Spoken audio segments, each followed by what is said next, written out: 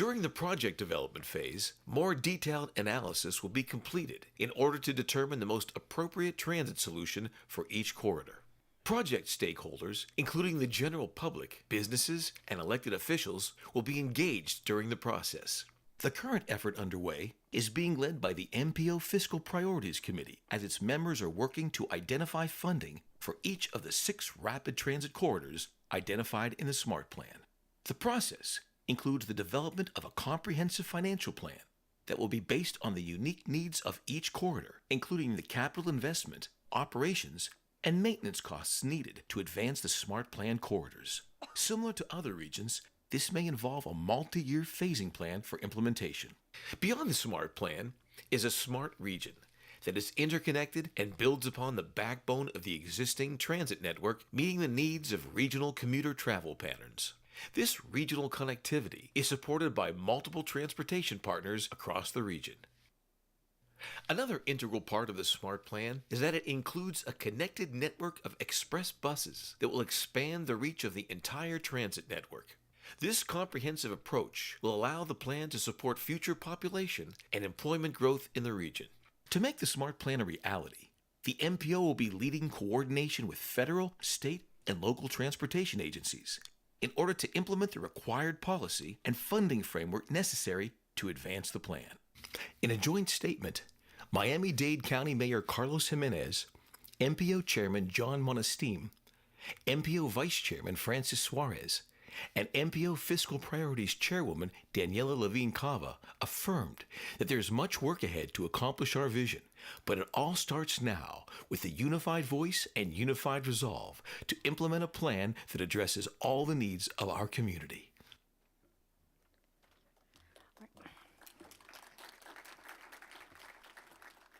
So what you really see here is a 4-minute overview and summary of the SMART Plan, but it really took a lot of partnership and extensive work. And I'd like to recognize 2 of my board members, Miami-Dade MPO, that are here. As I mentioned earlier, our Vice Chair, Francis Suarez, who actually coined the term, but he is actually also the chair of the MPO Governance Committee, which led the effort to do these peer exchanges, which helped get us where we are today, and also the chair of our Fiscal Priorities Committee, board member Daniela Levine Cava, who's currently focused on helping and looking and analyzing on the financial plan that's currently underway as we put together all the elements and components of the financial plan.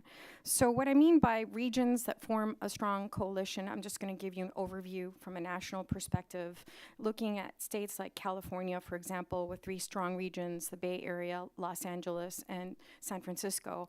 I have to tell you that in a state like California, these regions don't look at each other as competitors. They really do a great job collaborating as regional partners. And just as an example of that, because really, you look at the bottom line, look at the numbers, and look at the funding and the money. And you see an area like the Bay Area, San Francisco, a population of 9 million, and they have a program of projects, 9 projects moving forward, everything from BRT to light rail to commuter rail. Of their 9 program of projects, transit projects, 5 of them received new federal transportation funds in the Bay Area. In Los Angeles, they're advancing a program of 6 projects, 6 transit projects, mostly mostly light rail and also one commuter rail. Of their 6 projects, 4 of them received new federal transportation funds. In San Diego, not to be left behind, they just signed a $1 billion full funding grant agreement with the Federal Transit Administration this summer. So the award of federal funds going to other regions in the state does not mean that other regions cannot strive, and in fact, they help pull funds collectively to the state, and really, I view them more as a successful pilot ground, if you will, for funding, that when they move forward and they put their funding packages and their coalitions together, they bring those funds to the state. But not to be undone, Florida is the 3rd most populated state in the nation, but so you have California number 1, Texas number 2, Florida number 3, but let's talk about Texas. A lot of urban sprawl, very similar urban landscape, but they're not falling too far behind in their transit program. In the Houston-Galveston area, they're advancing a program of 5 transit projects, one of which received new federal transportation funds, a rather large matching effort really from FTA. Dallas has a $350 million program moving forward, and yesterday the Federal Transit Administration announced a $1 billion full funding grant agreement for the Fort Worth area, in which they're providing $500 million for their TEX rail connection to the DART system.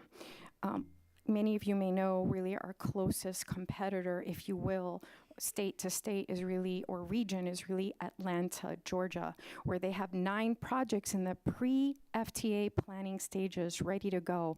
And with their recent voter-approved referendum for funding of transit, at least 5 of those projects are going to start moving forward.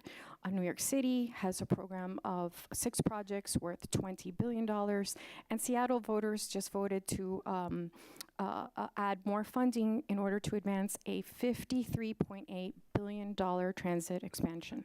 So across the nation, you see a lot of collaboration, and I just want to specifically acknowledge my counterparts and my peers here in the region, and let everybody know the kind of collaboration and cooperation that we have here from Broward and Palm Beach MPOs, Nick and Greg and Jack from SFRTA, and Isabel from South Florida Regional Planning Council, and Alice Bravo, who's sitting in the audience right in the middle there. I'm going to draw attention to her, our transit director, who has, without her, is really, helping to galvanize and working with Broward County Transit, put this plan together. So I just want to reassure everyone here that we are working as a region through CEFTEC, and we want to bring these best practices here, and we want to not only strengthen South Florida, but we want to see the West Coast and the North regions start organizing. So as a state, we start pulling federal funds here to Florida.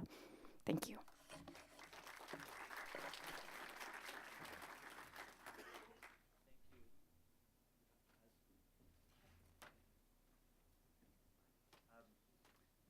Thank you, Eileen. That was a great video and a great partnership as well. We now have a couple speakers to kind of share some of the lessons learned and how this came together. We'll begin with Commissioner Francis Suarez. So thank you for joining us. And you can sit or come up, whatever you prefer.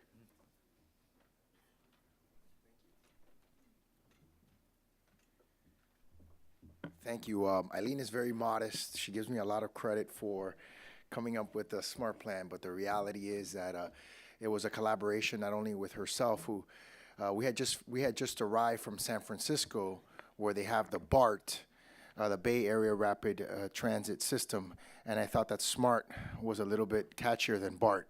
So, but I do want to thank Alice Bravo. I want to thank, of course, the chair of the Fiscal Priorities Committee, Daniela Levin-Cava, who's one of the leaders in our MPO and in our county commission on the transit issue. And what's unique and special about the SMART plan, and unusual, I think, in some respects, is that it was passed unanimously.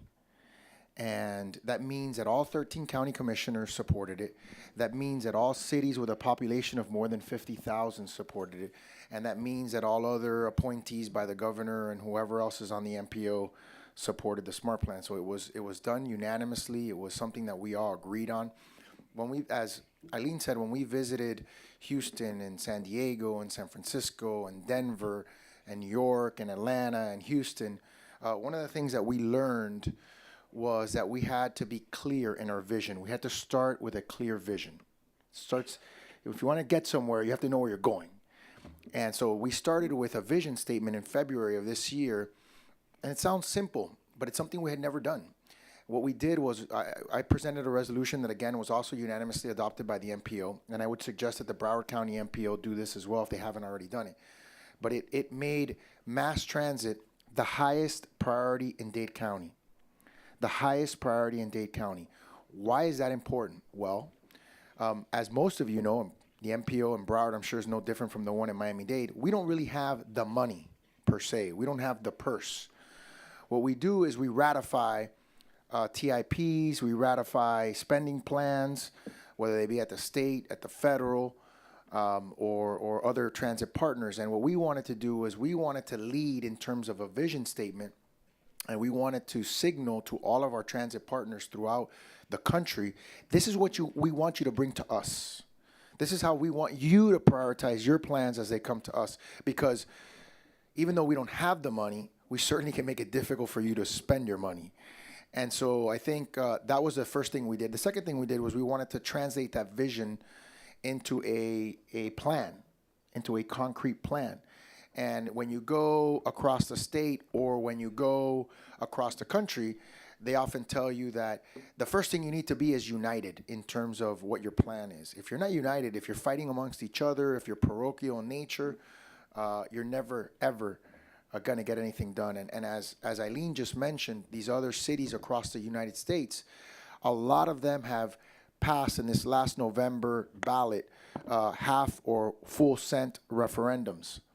So they have an enormous amount of local resources that they can match with federal dollars. And if you're the federal government and you have a limited, by their standards, by the way, a limited amount of money, a limited amount of resources, you're going to want to leverage your dollars with other municipalities or localities that have money to bring to the table. And that does not bode very well for this Miami-Dade County, because we don't have those kinds of resources. Add to that the fact that to get into the federal funding formula, you have to do a NEPA study, which takes no less than 24 months to complete. So you're looking at spending money, which, by the way, we fully funded all the NEPA studies for all 6 corridors. So they are fully funded. It's a pretty high price tag. So we are going to have the option of going in on all or some of our 6 corridors into the federal funding competition. But the reality is that the Dade County and the city of Miami, and the city of Miami is the largest city in Dade County. We have 36 municipalities in Dade County, and I happen to be the president of the League of Cities in Dade County. But we are a population of 2.7 million people, but we feel like 27 million people. Because we're very horizontal. And 88% of our residents, 88% use cars to get to and from work. Now let me put that number in perspective. And I'm not saying we're ever gonna be Copenhagen, but in Copenhagen, even when it's snowing, 50% of the residents of Copenhagen use bikes to get to and from work. So, we have challenges, let's put it that way, in terms of the system that we currently have, which carries, by definition, only 12% of our riders. And I do want to commend Alice, because one of the things that Alice has done is make the current system that we have more efficient and operate better. And that's the first sort of responsibility that we have to our county constituents, is make sure that what we have is actually working right and is actually working efficiently. And so I really do commend her for that. One of the things that I wanted to mention is, there are 2 ways to get to the finish line, these 6 corridors. There is the bold and brash, we got to do all 6 of them at the same time. And then there's another sentiment, which is, let's do whichever ones we can as quickly as possible. I kind of fall in both categories, because I think there are ways to do it in both ways. But I will give you an example, a very specific example of what can be done in what I call, and I'm going to use a baseball term, bunting to advance the runner. Sometimes in transit, you have to just bunt to advance the runner. I mean, this is a big problem, and it requires a lot of money and a lot of resources. And so sometimes when there's low-lying fruit, you got to pluck the fruit and you got to move on to the next issue. Don't lose sight of the forest for the trees. And one of the ones that we did recently in collaboration with Dade County and with a variety of other agencies was the deal to fund Tri-Rail's connection to the all-aboard station in downtown. Now, it initially was supposed to be an easy deal. It was supposed to be $20 million from the state and about $49 million from our Overtown CRA. Well, that's not how it turned out to be. It turned out to be $20 million not from the state. It turned out to be about $17 million from our Overtown CRA, and I'll get into that story in a second. And then it turned out to be PTP money from the city, PTP money from the county, money from the Omni CRA, money from the DDA, money from the Bayfront Park Management Trust that Francois negotiated with one of my commissioners, and a variety of other funding sources to get to that $69 million. It was painful. It was painful. I have not birthed a child. but I suspect that it was close to that kind of pain. And even when we thought it was done, it was not done. And for the city of Miami and for Overtown, it was a no-brainer. I never thought that the connection from Tri-Road to downtown was going to solve all our traffic woes. That would be myopic. But I did think that we had to get the ball rolling. And if we couldn't do a $69 million project where none of the municipalities had to carry any of the operation and maintenance for the project going forward, then we were in big trouble if we were going to try to do $6 billion worth of transit projects.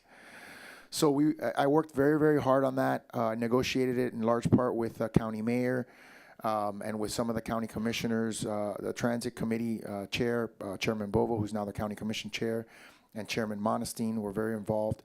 But our mayor wasn't convinced, and he threatened to veto it. And so I had to basically go from Cuban radio station to Cuban television station to Cuban radio station till I finally, my 39 years of age, outlasted his 60-some years of age. And in the last program, he said, "Okay, Francis, I give up. I give up. You got. We're not debating this one. We're friends." So that's how it ended. But it didn't end. But it didn't end there, because that was the initial deal, and then we had a problem. We did the deal. We thought it was over. We popped the champagne and everything. And a year later, we realized that the Overtown CRA had not funded its $17 million. And I sort of realized in that process that one of my commissioners, who was the chair of that CRA, didn't seem to be too thrilled about funding the $17 million part. And we had to figure that out, and it was very difficult, very painful, because we had never done a deal like this before, quite frankly. And the benefit of the deal, obviously, for our Overtown residents was they were going to get free ridership along the corridor, which is a huge benefit, because obviously everyone knows that the three largest expenses in a family's household is their housing expense, their food, and their transportation.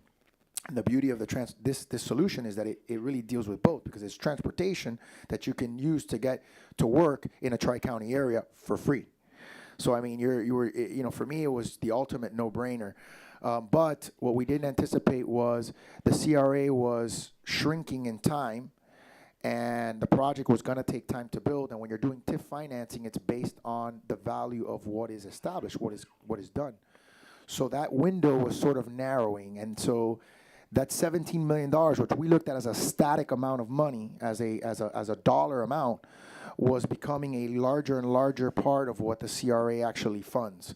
So it started to put pressure on some other things, and it became a politically complicated situation, to put it mildly. But thankfully, cooler minds prevailed, and we were able to finalize that deal. I just want to leave you with a couple of other thoughts that are sort of lessons learned from all the trips that we took. One is, in the city of Miami, we're dealing with an interesting phenomenon. We have, in 2010, we had about 180,000 housing units in the city. Our maximum total density, I had our planning department do a maximum total density calculation. So if the city were built out to its maximum capacity, having no zoning variances, no upzonings, nothing, just what they call as of right, we would be at 1.5 million residential units or housing units. So we are our density capacity, if you will, from 180,000 in 2010. We have a lot of growth that is sort of allowable in the envelope. Now, we can argue about whether that's a good idea or a bad idea, but the truth of the matter is that is as of right, given our current zoning code. And I think it's clear that we don't have the transportation infrastructure to deal with that. So this problem is not only acute insofar as what we currently have, but imagine how much worse it's going to get. And, today was my almost 3-year-old's holiday party, and I'm here. And the reason why I'm here is because I'm concerned about his future. And so I felt like maybe I could miss his holiday party today, which I'm videotaping, and I'll see later, if I could, if I could talk to a group of people who are like-minded to help deal with what I think is one of the most immediate issues, sort of crisis level issues in our region and in our county and in our city. And I'll finish, if I have a few more minutes, I'll finish. Do I have a few more minutes? Yeah. Just one or two more minutes? Yeah. Okay. Sorry, I have a tendency to talk a lot. So I'll finish by saying that on the funding issue, I've talked about federal funds. We are exploring, and I want to thank Chairman Bovo, we are exploring TIF financing.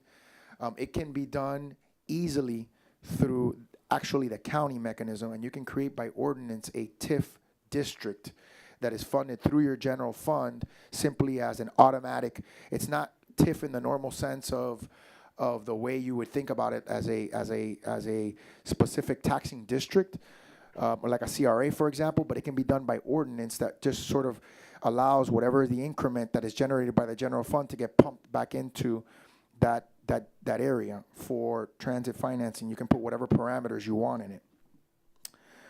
And I would just urge you all to look at, and this is one piece of legislation that I would urge the MPO of Broward, all the cities in Broward, and the county of Broward to look at. And there's two pieces of legislation that we passed in the city of Miami. One of them is at the state level. I would urge you to pass in your legislative agenda a resolution that requests that the state legislature expand its New Start program from 12.5%, which is what it currently funds right now, to 25%. In other words, the state would fund 1/4 of any new capital project that a city, a county, an MPO would begin. And I think that's a fair ask of the state. I think right now to rely a lot on federal funding is a little bit of fool's gold. And I know that I may not be in total agreement. Not everyone agrees with that statement. But the second thing I would say for the cities that are here, is we created in the city of Miami what's called a transportation trust fund. And it's 3 components. Component number 1, any sale of an asset more than $500,000, you can even set it at $250,000 if you're a smaller city. 20% of that one-time money goes into a transportation trust fund to fund one-time expenses. For example, we did the port tunnel in Dade County. City of Miami had to put $50 million of a $900 million project. When a critical infrastructure project like that is needed in your city, you want to be able to stroke a check.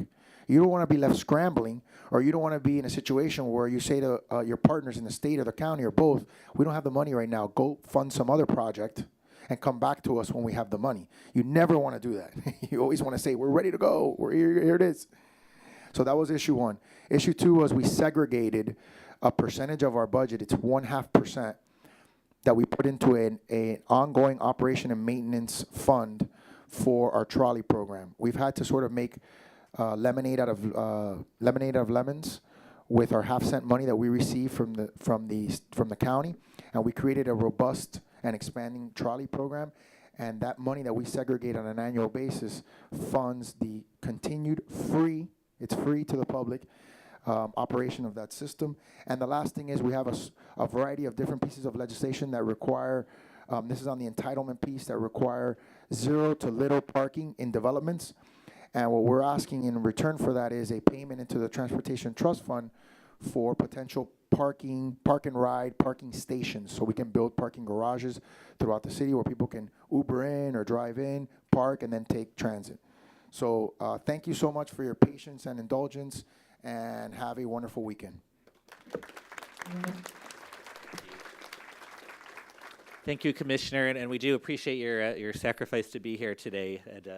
And now it's my pleasure to introduce Commissioner Abrams from Palm Beach County and Vice Chair of the South Florida Regional Transportation Authority.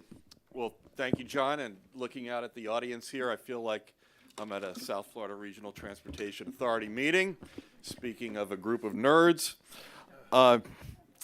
the title of this was Moving from Concept to Implementation in Miami-Dade County, and Commissioner Suarez took us really through the implementation part. And I do want to thank and commend you publicly, because you endured all that pain, as did we. But he pulled an all-nighter at the very end of the process We ran the final agreement with the Overtown CRA up to the dais, final day that we could meet and still accomplish the project, and we really appreciate that.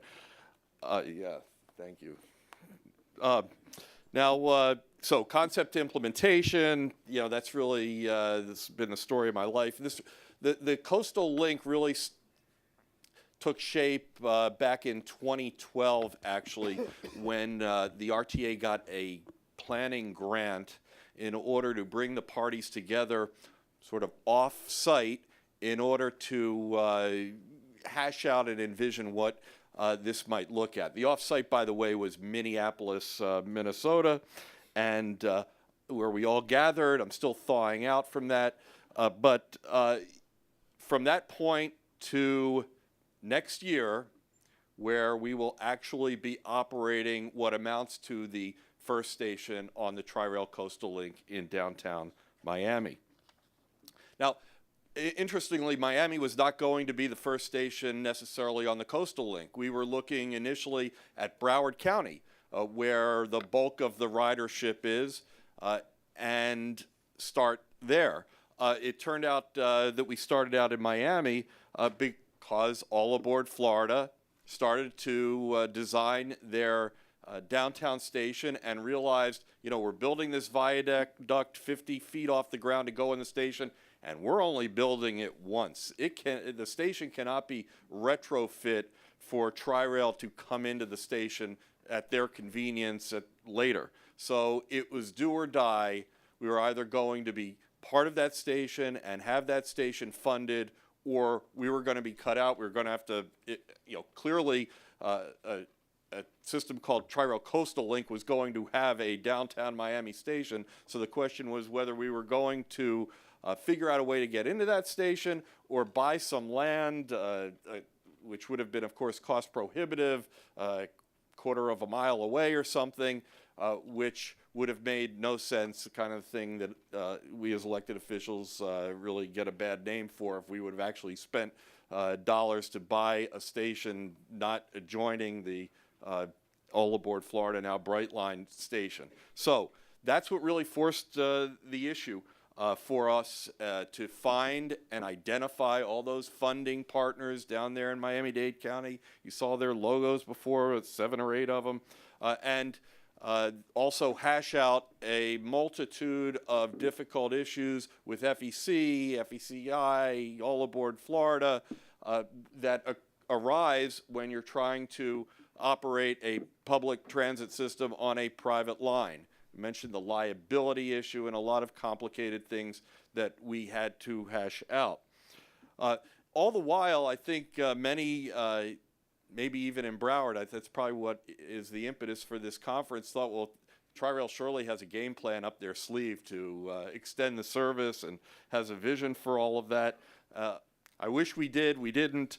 We don't. We don't have a plan per se, but we do have a progression, and it was spelled out by Jack Stevens earlier, where we're going to be into the downtown Miami station for sure. That, as we know, has spawned the discussion on extending the service up to Aventura. Then you go to Aventura, you're just over the line for South Broward, at least up until the New River Bridge. And then from the north, we saw previously today that it has always been on the books for Tri-Rail to extend its existing service to Riviera Beach, Palm Beach Gardens, Jupiter, which by necessity has to occur on the FEC track because, as you saw the map, when you get up to the West Palm Beach area on the CSX line, it veers the tracks veer sharply to the west. And so if you're going to finish off our existing service up to Jupiter, you have to cross over to the FEC track, and we are building that Northwood extension that's been funded in order to accomplish that. So really you're going to have north service, south service, and create a missing link, which, by the way, is how I-95 got built here in South Florida for many years. Up until the late 80s, there was a missing link in Palm Beach County for I-95. Eventually, the demand will occur in order to to finish that off. Brightline service, of course, will be commencing, and that will bring additional interest to that line. Yes, we have issues that have to be worked out. You think, by the way, the maritime industry is of concern to us. I've got to tell you, and with Mayor Haney here from Boca Raton, the Boca Raton station for Coastal Link is projected to be built on the Junior League's community garden. You want to talk about a headache. But so the plan is sort of to create. This will create its own momentum because of all those reasons. Build it, and it will fund. And it really may take that, because that's what forced us to come together in order to get into downtown Miami. That imperative.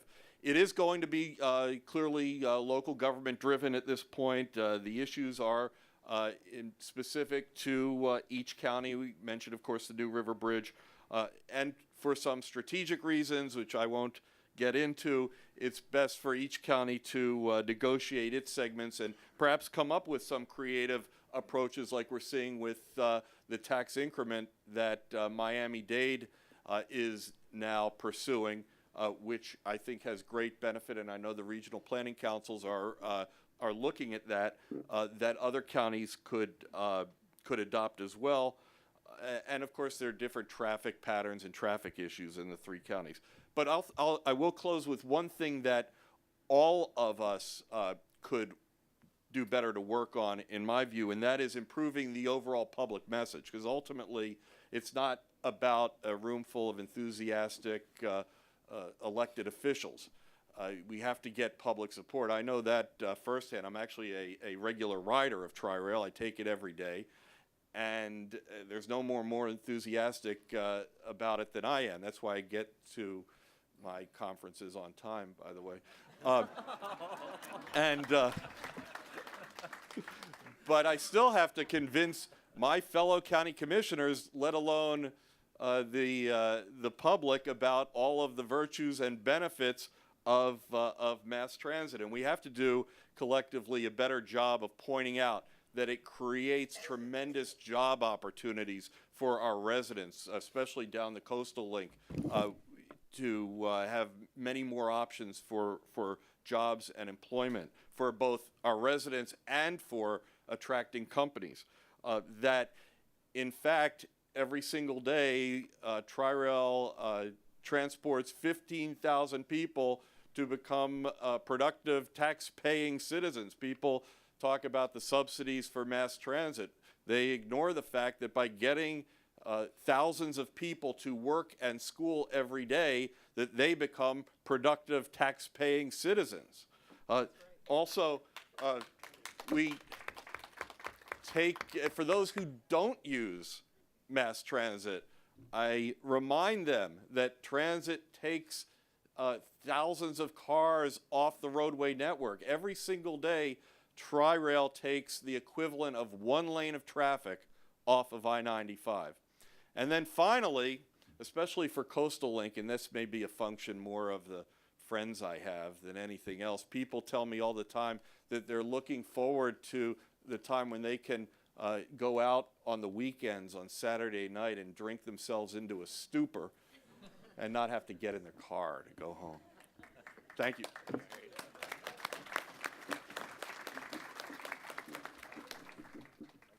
Thank you very much. That was just an outstanding example of partnerships and collaboration to move forward. So I know we are coming up on when we're supposed to be doing our break. So actually what I suggest is maybe we hold questions and people can sort of chat during the break with you. And we're going to try to get our final presentation in and then go to break. So we're really privileged to have an update on the Brightline project from Francois Elis. He's the Vice President of Corporate Development for Florida East Coast Industries. So if you'll come up and join us, we will get you queued up. And please join me in thanking the panel for their expertise.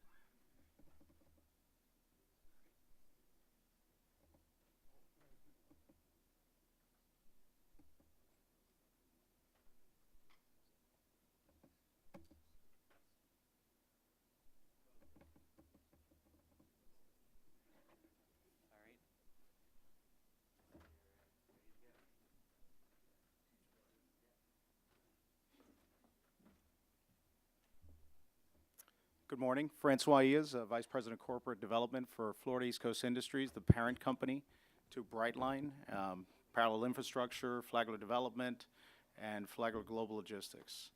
Going to give a brief presentation on where we're at with Brightline and the service and walk through that. But before I begin, I do have to kind of roll back and thank everyone who's here, because as they have mentioned, and Commissioner Suarez started there and Commissioner Abrams, it has been a long journey for the downtown link, and achieving that this year was a significant step forward for transit, at least in our belief, moving forward up this corridor. So to them and everyone who's been involved, you know, it was a long journey, but we got there, and thank you. As you know, the Brightline service begins in Miami.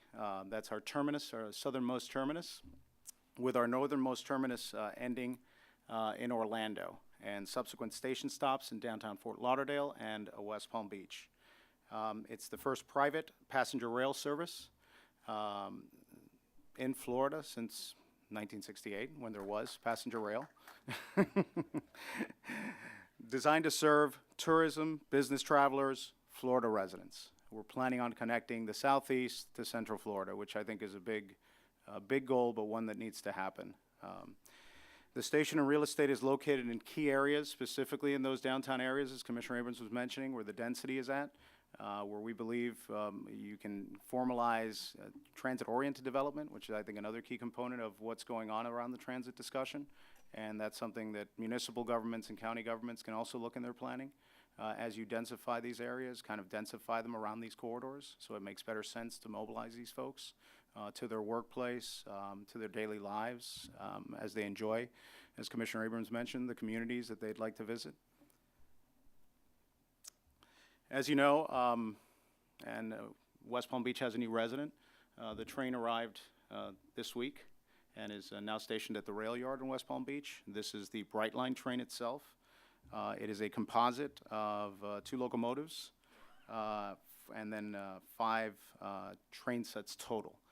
You'll have a total of about 400 guests per each ridership on each train set at one time. The pricing will be competitive. Flexible ticketing is one of the biggest things we're looking at. We're trying to use all available technology to make it easier for the passenger to commute from one system to the next, and then also look at the final mile, which I think is just as important, because there's no point in taking someone from point A to point B if you haven't really gotten them to point B. So one of the things that we're spending a lot of time is looking at that final mile and how to put that together. It'll be convenient, 365 days a year, connected to local transit. As we mentioned earlier, we have partners in all 3 counties, in specific Miami-Dade County, where we're connecting into their system, and looking forward to furthering those connections. Comfortable, we're looking at creating an experience for travelers, a little bit beyond what exists today, and I know some folks use the existing systems around the United States. We're trying to combine it a little bit more to the European aspect of what you see when you travel via train, and that's what you'll experience as you use the Brightline service. Reserved seating in all cars, and that will be key, because you will be able to kind of get there, know that you have your seat, and if you don't, the system will bump you to the next train, so that each seat will be reserved, so you never have to worry about, let me go find my seat. It's a very efficient way of boarding. There'll be assigned zones in each of the 3 stations, so folks will know where to go. Wayfinding is another component that we spend a lot of time on, because we believe that the easier we make it for the riders to use, the more they will utilize the system. And then finally, I think one of the more important things is connectivity. We spend a lot of time on connectivity. We believe that if we can present to the users of our system a system where they can be connected at all times, whether it be for business and or family and leisure, they will also use the system. And the train will be, as well as the stations, will be connected at all times. This is the locomotive that arrived in West Palm Beach this week. And as you can see, this is also the rail infrastructure improvements that we've been doing up and down the corridor. We've actually had to work on the existing rail system to accommodate the new trains. So there is a significant amount of improvement going up and down the corridor, as mentioned earlier by the Secretary, which also brings efficiencies, because We'll be doing several things up and down that corridor in conjunction. Another partnership that we worked on, and I have to thank them also, is with the MPOs of the Tri-County area, Nick in Palm Beach, Craig in Broward, and Eileen in Miami-Dade. That partnership has spawned the Quiet Zone coming down south of West Palm Beach, which is a significant improvement to that corridor and the impact and the synergies between rail and the surrounding communities. Jack kind of stole my thunder here a little bit, but I think I have nicer pictures. So the three stations and the three-station designs, as Jack mentioned, we look to try and make an impact. And as I mentioned, the three stations we're developing are Miami, Fort Lauderdale, and West Palm Beach. As you're looking right now, that is the Miami station. As Jack mentioned earlier, the train does arrive south of I-395 at an elevation of 50 feet. That was done with intention not to divide the neighborhoods of Overtown and Southwest Park, which are significant residential communities that are developing in that downtown area. Also, we integrate, we'd like to be more than a train station to that community. We're seeing a lot of growth, and as Commissioner Suarez mentioned, in that area with new folks moving in, a lot of residential increase.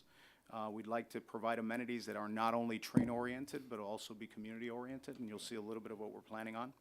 The lobby architecture is a signature lobby architecture with waiting rooms, conveniences that'll be available to everyone using the system. That's the Miami Central. Just to give anybody a position, you're located just a little bit above that. That's I-95.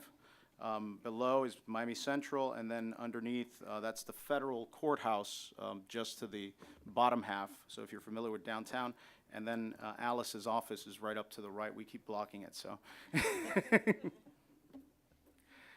That's Miami Central with the station underneath it. The station will elevate to that 50 feet of rail, and then above that, at least another to about 100 feet. Above that, then you'll see the actual development. You see the two residential towers to the back, and those will be units right above the station with amenity platforms. And then to the front will be one of the two office towers that we'll be building, one on station and then another one in conjunction with the Southeast Overtown Park CRA, where All Aboard will relocate, and so will Brightline, and so will FACR, our headquarters. So we'll be moving our headquarters into that area of the city of Miami. This gives you a sense of why we believe this connection is important. I think you've heard it from all the partners today, but the numbers do speak for themselves, and we believe those numbers can become even greater as you connect this Tri-County area, and then eventually you connect it to Central Florida.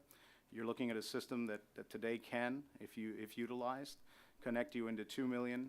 We believe ridership on our system, eventually into 1.9 million. Ridership into the Tri-Rail system, and that continues to grow, into the Metrorail system at 4 million, and then also 2.6 million. And that connectivity in conjunction with other connectivities in Broward and West Palm Beach will create the kind of seamless system that folks will make that decision to get out of their cars. And that's really the goal of everything we try and accomplish, both within Brightline and also with our partners at SFRTA and the counties. One of the biggest things that we're doing at Miami Central, like I mentioned, it's not only hopefully going to be a train station, but it will also be an amenity for the surrounding community and those folks utilizing it, either whether they work at the station or not.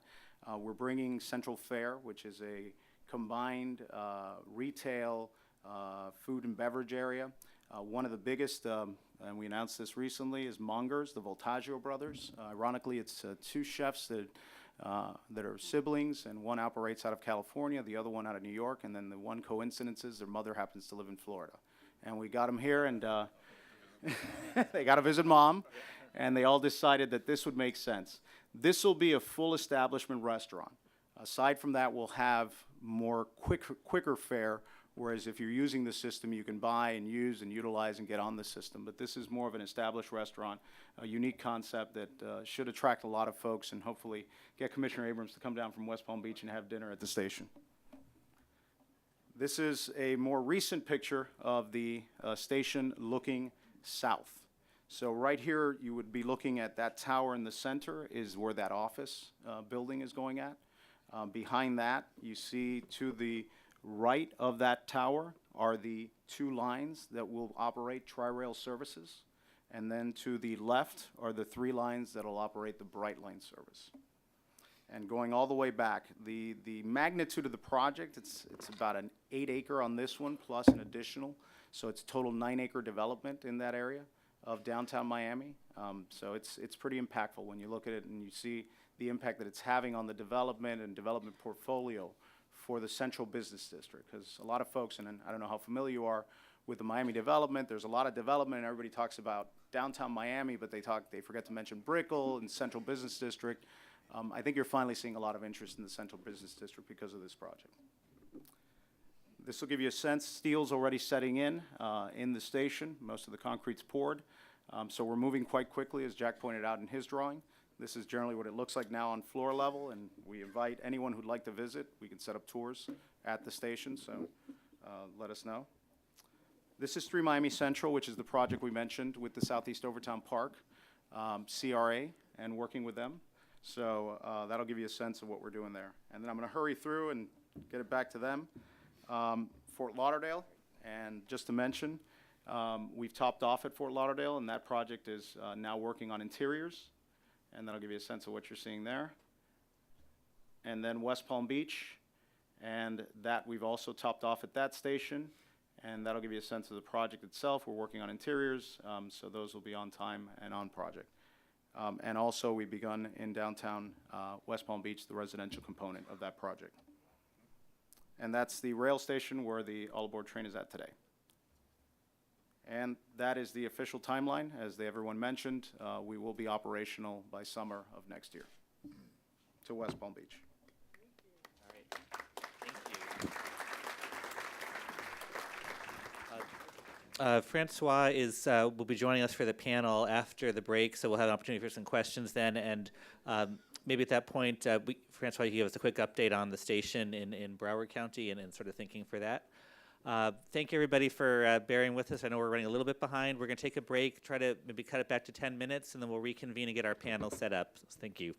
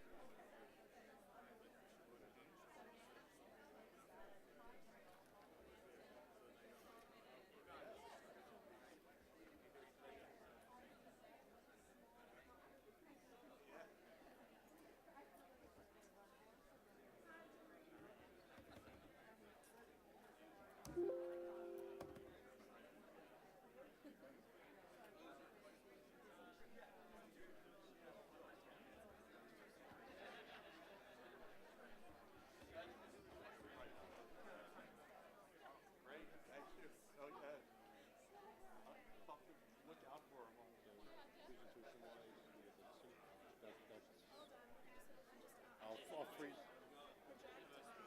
per the right that she brought up at the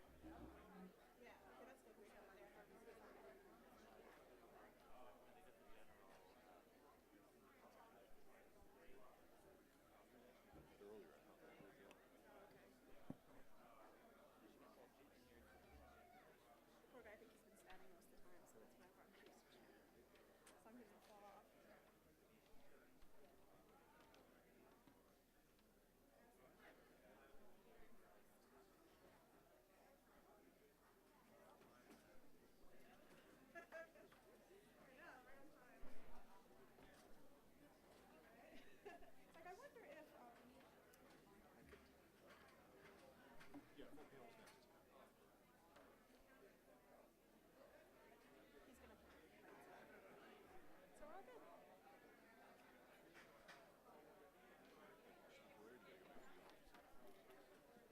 actually have a lunch meeting after this, which I don't really have time for, so we'll see what happens.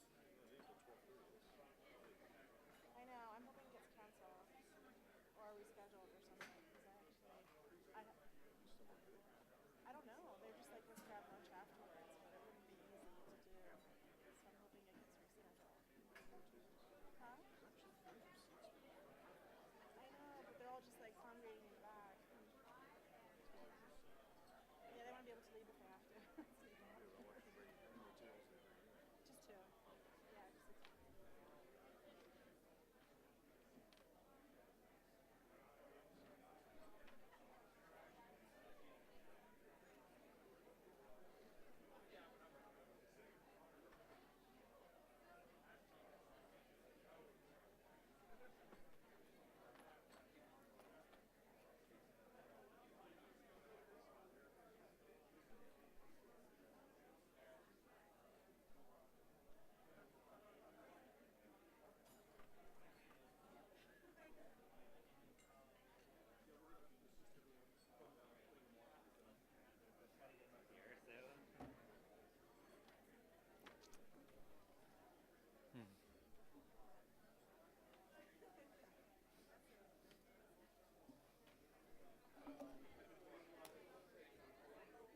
Is this panel coming up next? Is there, what happens after this panel? Then we're just going to wrap up. Okay, yeah, all right. Yeah, we go through 11, it goes through 12:30, so we have a, So it goes all the way to the end. Okay. pretty much, yeah, we've got somebody to close. Who I'm hoping is here, but Okay, fair enough. Thank you.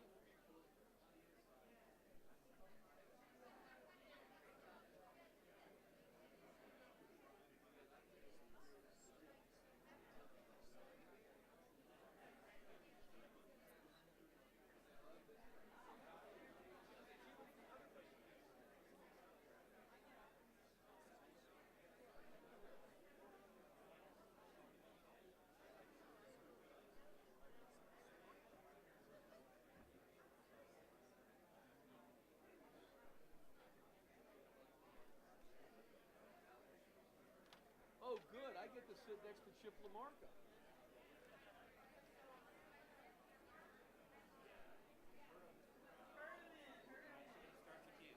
No rest. Okay.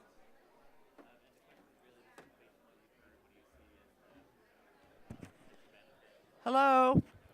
Thank you so much for staying. I think this is going to be a real exciting part of the program. We're going to get ready to start. I'm sorry for the abbreviated break, but this is where we're at. So please start. If you want a little drink or something, we're going to get started now.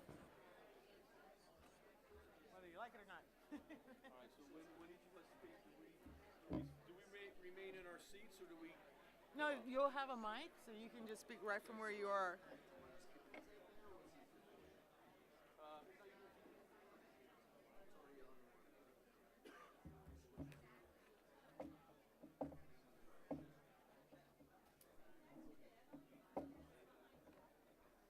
Yeah, well.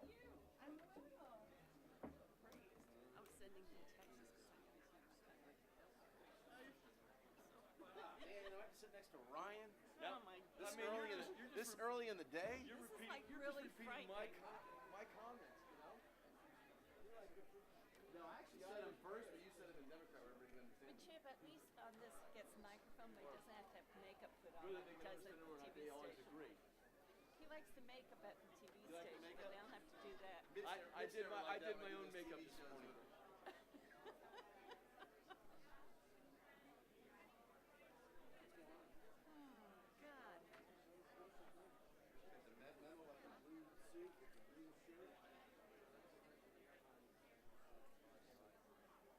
Oh, God. Tomorrow night, I have a graduation party, joint graduation party for my wife and my older daughter.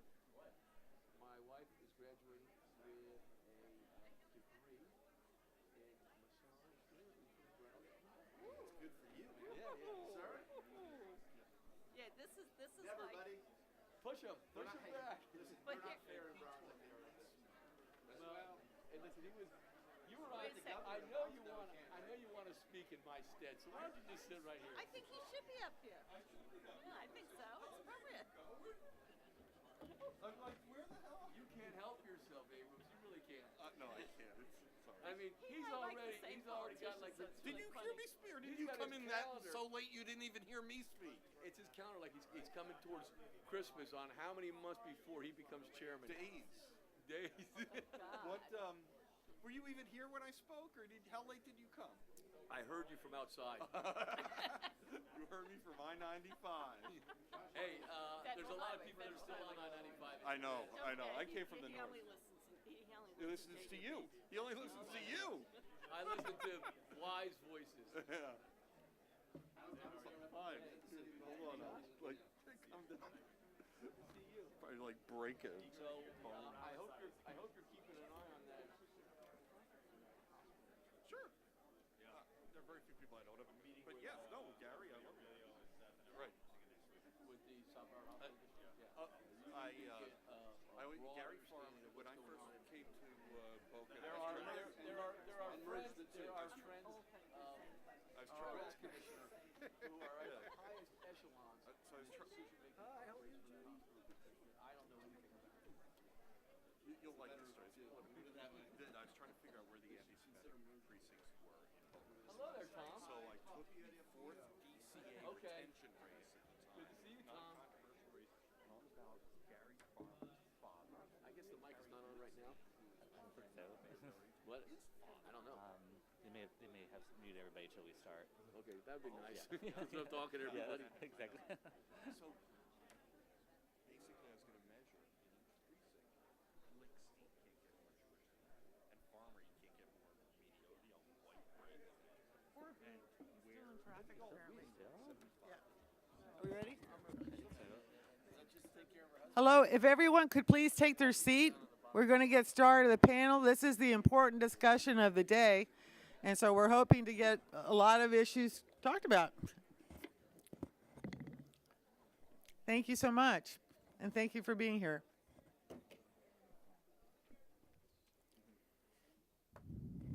I give everybody a minute. Thank you, Commissioner.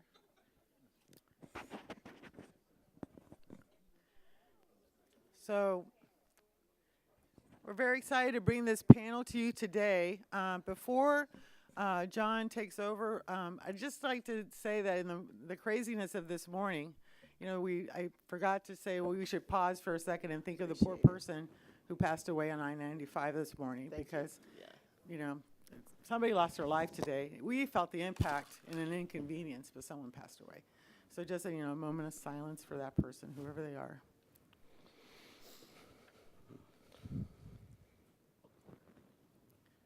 I think we'll all agree that this has been, at least I hope we all agree that this has been a great event so far, and I think it's going to get better now. Thank you. Thank you. It could not have been done without the support of all the people on the panels and Broward County in particular. And I just want you to know we've planned this meeting twice because the first one happened to be on Hurricane Matthew Day and we had to cancel. So, and none of this planning, none of these events are possible without the generous contribution of all the people that come together, but also council staff. So I don't see them in the room because they're out there working, but I just want to recognize our staff at the South Florida Regional Planning Council for all the great work they do and for bringing this event to you today. So with that, I will pass the mic. All right. Thank you, Isabel. And as Isabel said, this is sort of the high point of the day, and really what we wanted to do here is engage in a community conversation. What is needed to move ahead in Broward County and the region? We've had some great updates on many different pieces of the projects here.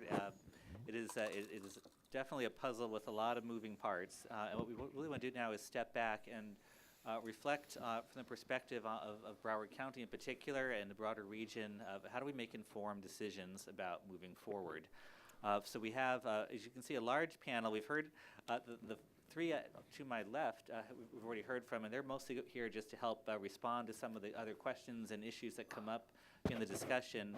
But we're going to hear first from the five immediately to my left who are just joining us for the first time. So let me very quickly introduce the additional panelists.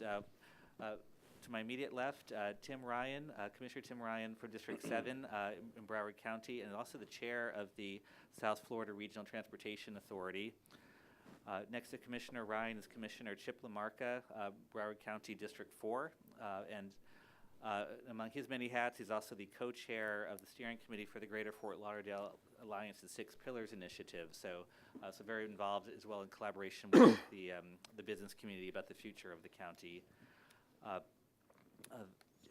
Then further to the left, Commissioner Richard Blattner from the City of Hollywood, District 4, who's in his capacity today as chair of the Broward Metropolitan Planning Organization. And then our Broward County Administrator and Chief Executive Officer, Bertha Henry, and a special thanks to Bertha and her staff for their support for making today possible. And then finally, George Platt. George is the chair of the Broward Workshop Transportation Committee, so one of our leading private sector voices on transportation future for the county. So I'm going to sort of begin with a question to the five of them. We'll begin with Commissioner Ryan, and the question is really, we've heard quite a bit this morning about Tri-Rail Coastal Link, about how it relates to Brightline, how it relates to the SMART plan, how it relates to some of the other activities going on in this region. And the question is, how would moving forward with Tri-Rail Coastal Link impact Broward County's economy and quality of life? And thinking about both, what are some of the potential benefits and potential concerns, particularly what issues do you believe need to be addressed as Broward County considers how to move forward? Well, it's a pleasure to participate with a very distinguished panel on a transportation issue that has been in the works for over 10 years. Many different private and public groups have participated in a discussion about having a coastal commuter route so that we could relieve the ever-growing congestion that we have seen in all of South Florida. What we're talking about is really essentially 6 million people in 3 counties. This is the 8th largest metropolitan area in the United States. Unfortunately, it's also the area that has, of the 8 largest metropolitan areas, the lowest median income. If we want to raise wages and create more economic activity in South Florida, the transportation infrastructure is integral to moving forward, just as a strong educational system, financial and legal systems, and of course, protection of the environment. So we're linked in 3 major business centers.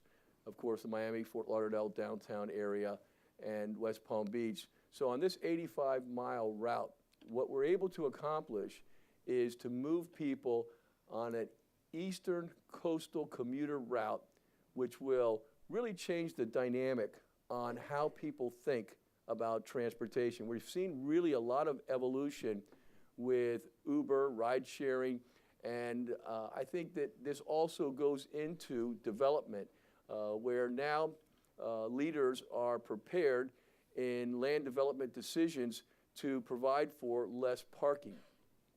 Obviously, we've been talking about that in the TOD areas, you know, the transit-oriented development, but it can become even larger if we make the connections from these transportation corridors through buses and other movement, so that people feel like they can connect and they can get right from their house to where they can first access public transit and take one type of public transit to another to get to their destination.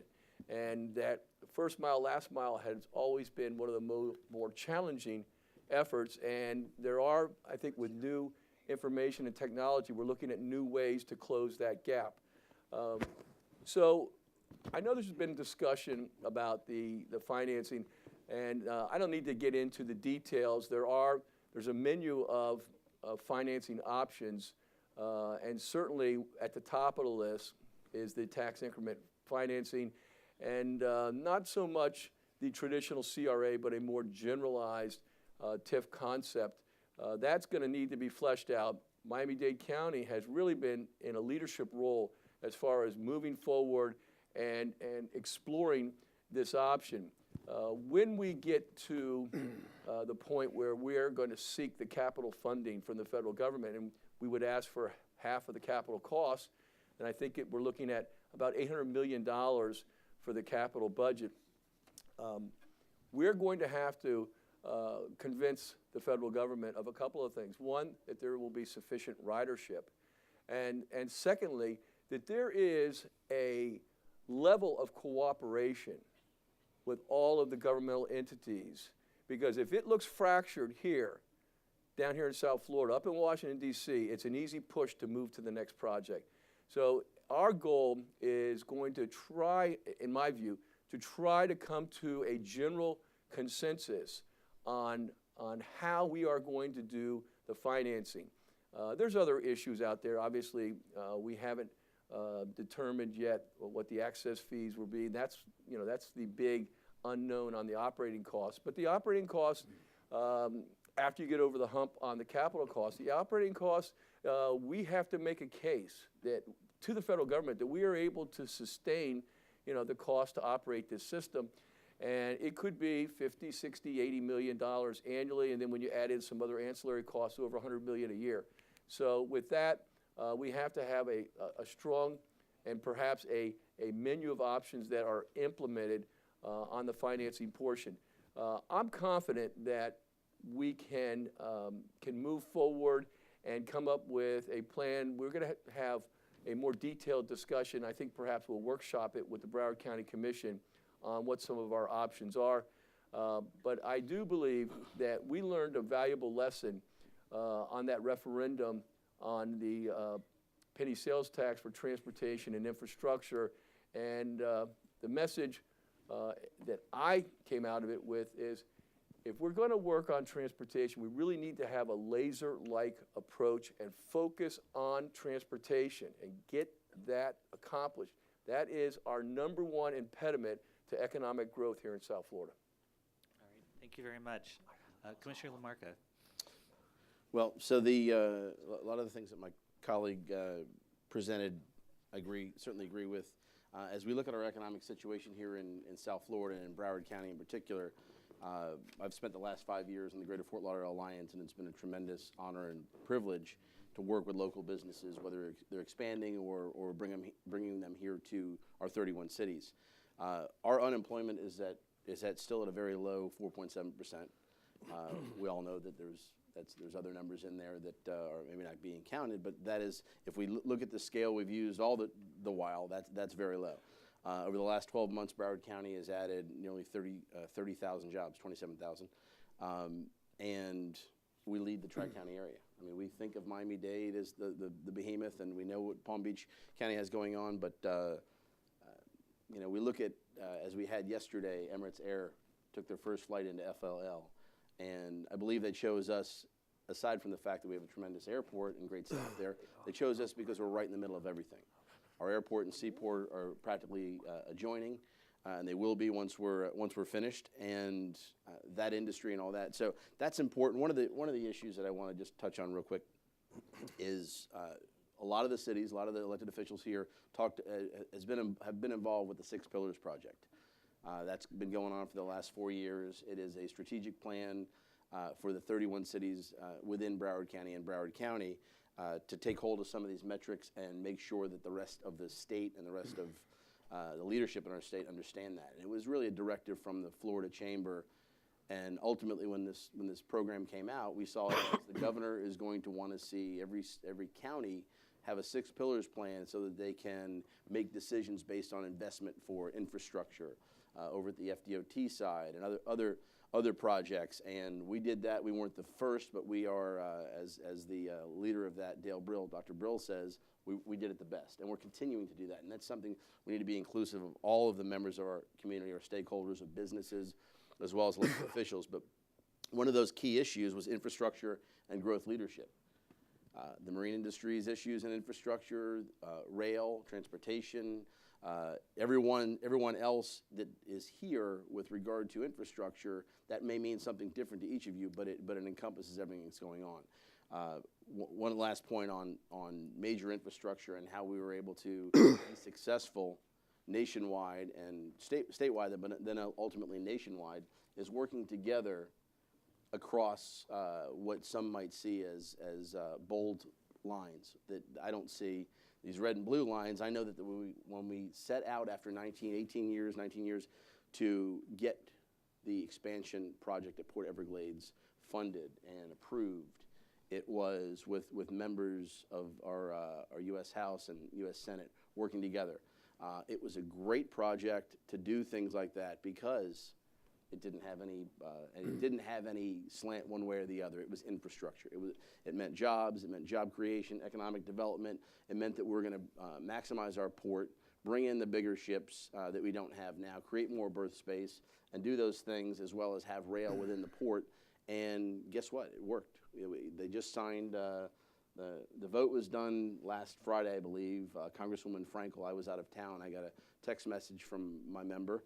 And she thanked me. Your new best friend. But she's in Palm Beach now. She's left me.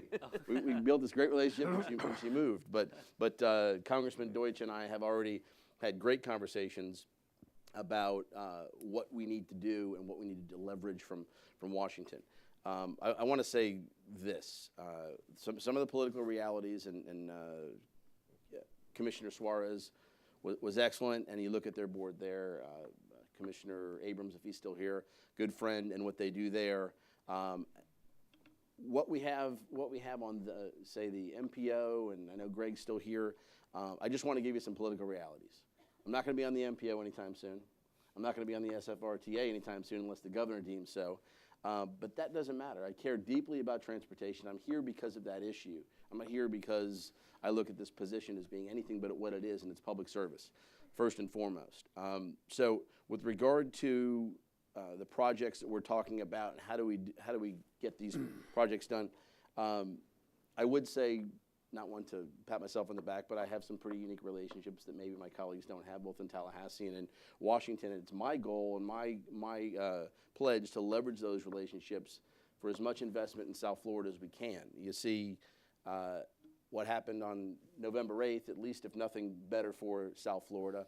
A person who shares some of their residence time in South Florida and in Palm Beach understands some of those issues. So hopefully those will go down through the big DOT and those other agencies as far as what we need to do. One of the things that I'm going to wrap up with is I've served the last 6 years at the County Commission, also on the National Association of Counties, about 5 of those years as the vice chair of the large urban county caucus. And there's 3,069 counties in the United States of America.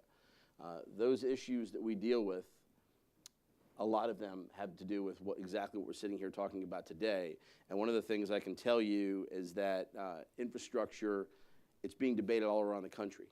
When the current president and the president-elect both mention that they're talking about trillion-dollar investments in infrastructure, that's a good thing.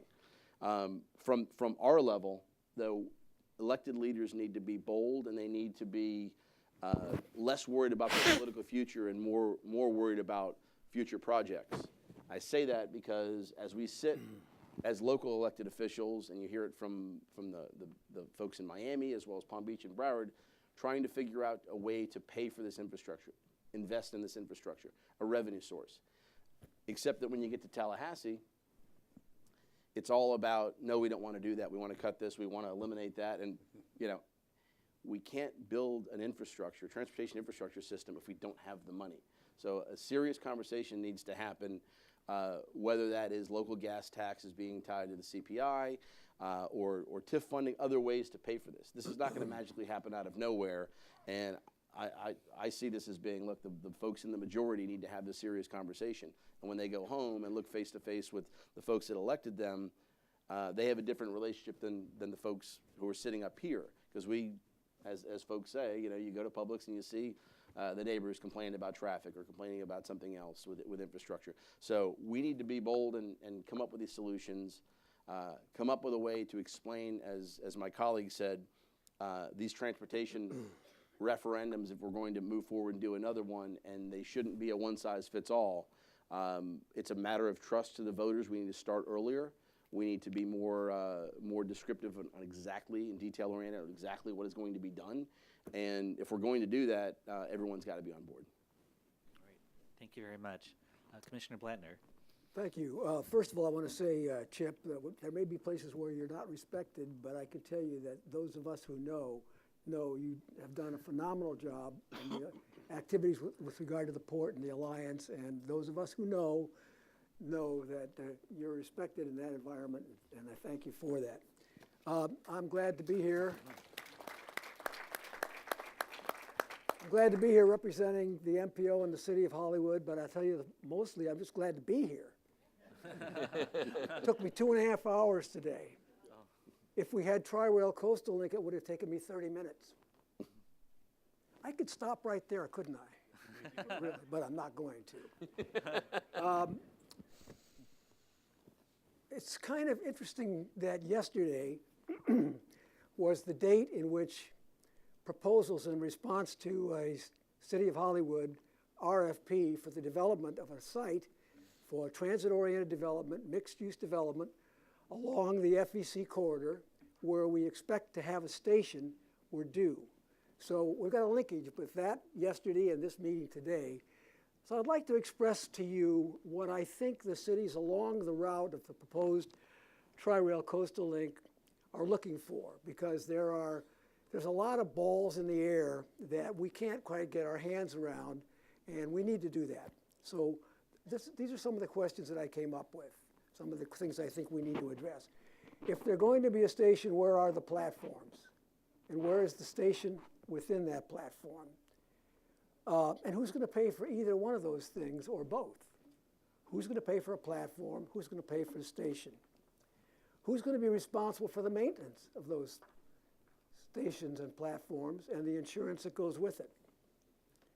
How are riders going to get from one side of the tracks to the other? I got on Coastal Link in Cypress Creek. I get off in Hollywood. I'm on the west side of the tracks. I need to get on the east side since that's where I left my car. How do I get across there? Are there going to be Tri-Rail style crossovers from one side of the tracks to the other? Who's going to pay for that? Is there land to even be able to do that along those corridors? Does the system operator have a parking requirement? What is that requirement? How will it be met? will the cities be able to address the issue of parking along the station right of along the railroad right of way? And most important to the cities, what's it going to cost us? What are access fees? What does that mean? And who's going to be responsible for paying for them? So those are some of the balls that are in the air. But those of us who live on that corridor, who anticipate getting a station, can barely withhold our excitement, because we understand, as I think most of you do here today, that having a Tri-Rail Coastal Link is the best, fastest, only way for eastern cities to regenerate and redevelop their communities, especially the downtown. There isn't one city along the East Coast whose downtown is as robust as they would want it to be. Now, we can wait until we raise more taxes or sell more bonds or find a public-private partnership to accomplish downtown development. But nothing happens faster, better, smoother, and mostly quicker than the implementation of Tri-Rail Coastal Link. So when I visualize that development along the railroad tracks, and I know that the private sector property owners want to partner with whoever wins that contract, it expands the footprint so significantly in Hollywood, and it would in any other city as well, to change what goes on. And yes, as my colleagues have spoken about, in a way, it's all about money, but it's all about tax base too. And if you can raise tax, if the tax base improves because you have this remarkable transportation system along the Tri-Rail Coastal Link, it goes without saying that cities have more money to invest in taking care of its citizens and providing a more robust, holistic transportation system. Because after all, we have to be able to get people to the stations. They have to be able to get to and from that station. And if you don't have, and we don't have a robust commuter system, we'll have to develop it. I think that's just a really exciting opportunity. So I'm hoping that this happens sooner rather than later, much sooner rather than later, and that these questions can be answered. Unfortunately, there really is no czar. There's no czar here to pull this all together. So as Tim said and Chip said, we're going to have to work together under the leadership of Mrs. Henry and city managers and mayors, the MPO, SFRTA,